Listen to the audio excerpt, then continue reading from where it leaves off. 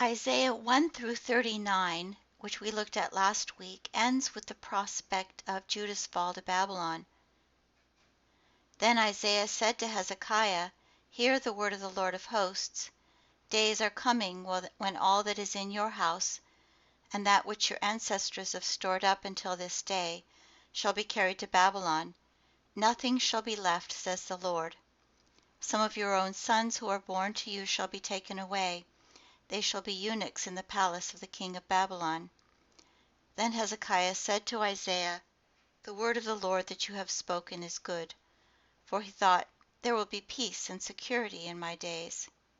Hezekiah is living at the very end of the 8th century when Assyria is the real problem, and Samaria has fallen to Assyria, and a number of Judahite cities have been destroyed by Assyria.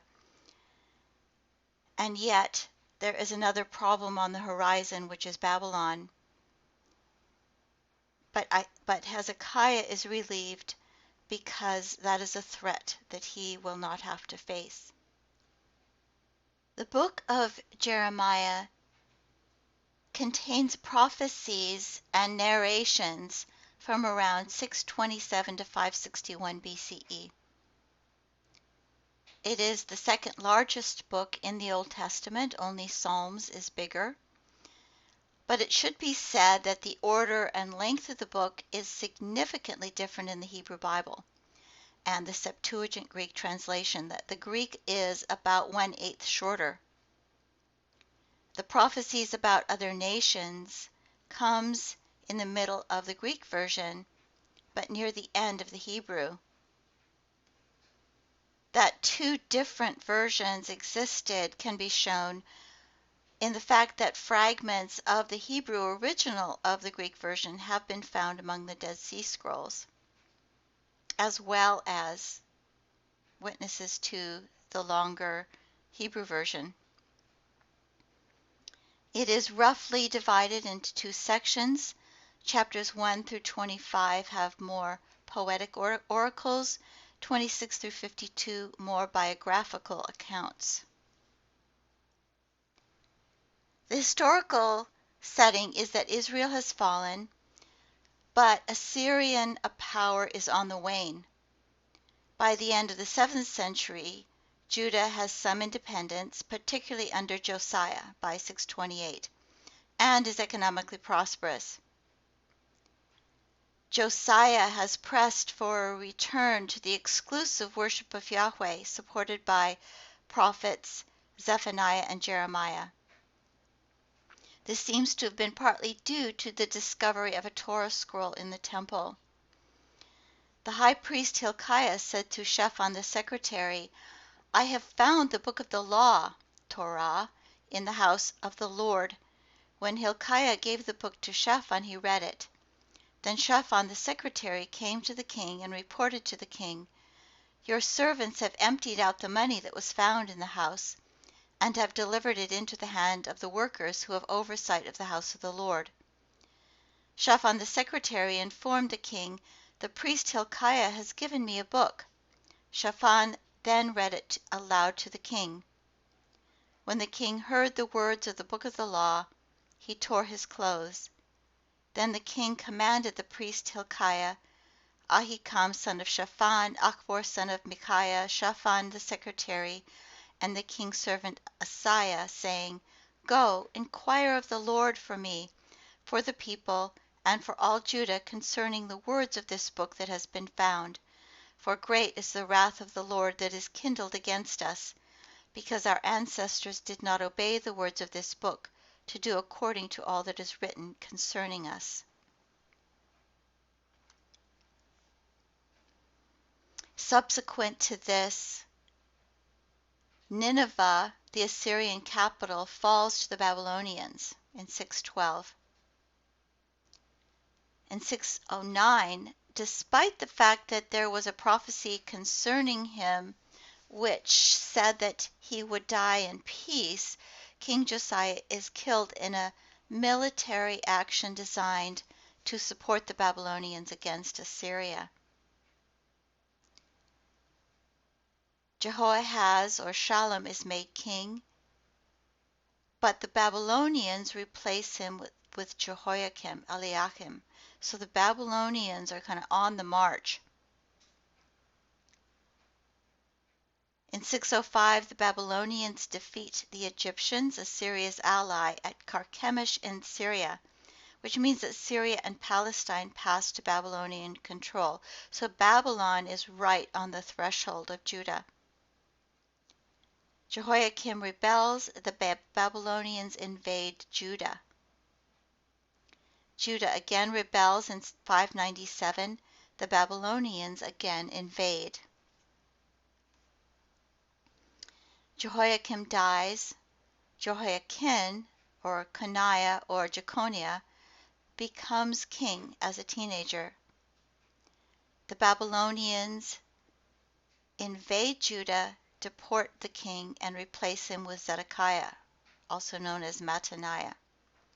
In 587, Zedekiah rebels. The Babylonians again invade, capture Jerusalem, and destroy the temple. The Judahites again rebel, kill the Babylonian governor, and flee to Egypt, taking Jeremiah with them.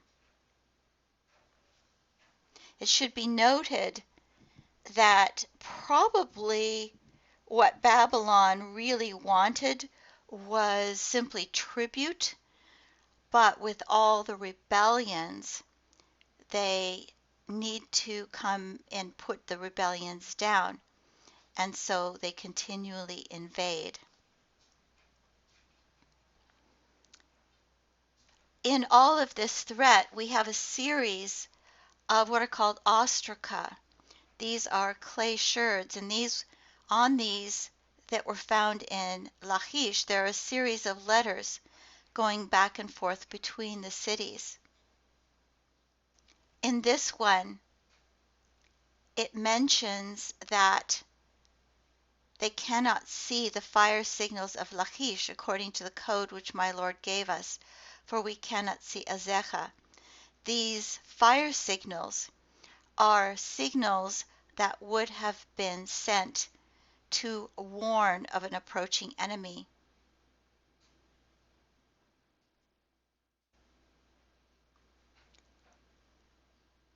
When Judah falls and Jerusalem is taken by the Babylonians and destroyed, many among the upper classes are taken to Babylon, leaving behind the poor of the land.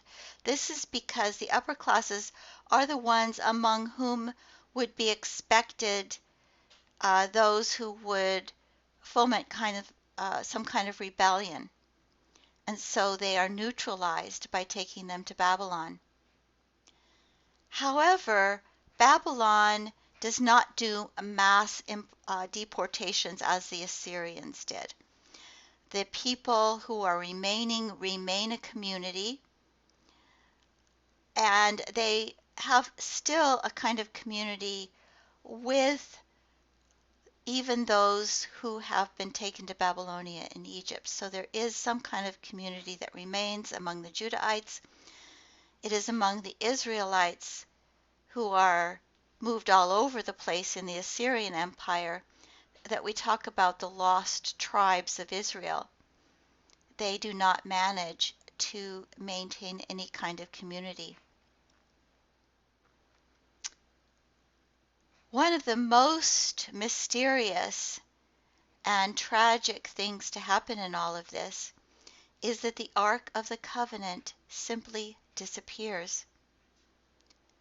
The return to Zion will not include it. You see a reference in Jeremiah 3:16.